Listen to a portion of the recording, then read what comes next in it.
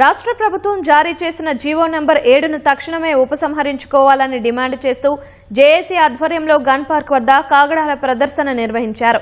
ఈ జీవో వల్ల సుమారు 14 లక్షల మంది విద్యార్థుల భవిష్యత్తు అంధకారంలో పడే ప్రమాదం ఉందని మాజీ మంత్రి శ్రీనివాస్ గౌడ్ ఆందోళన వ్యక్తం చేశారు.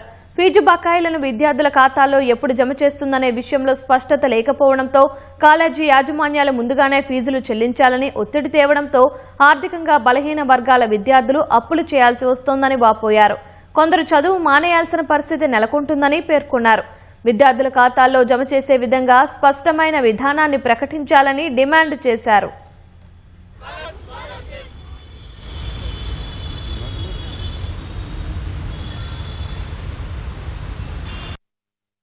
ఎస్సీ ఎస్టీ మైనార్టీ ఓసీలో ఉన్నటువంటి విద్యార్థులు చదువుకోలేక ఈ ఫీజు రియంబర్స్మెంట్తో చదువుతూ మేము బాగుపడతామంటే మొత్తం రద్దు చేసినట్లేదు. గుర్తుపెట్టుకోండి, మీరు కాలేజీలకి అయిన వాళ్ళు 2800 కాలేజీలకు వేయని వాళ్ళు 12,50,000 మంది విద్యార్థులకు ఎట్లా వేస్తారయ్యా? ఇట్లా ఎవరు నమ్ముతారు?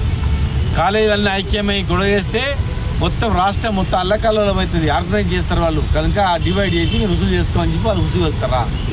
ఇంత అన్యాయం ఇది. విద్యార్థులు తిరగబడే రోజులు దగ్గరలోనే ఉన్నాయి. పనికి మాలిన జీవో పించేస్తారు. అంతా ఈ జీవో పనికి దొంగ జీవో.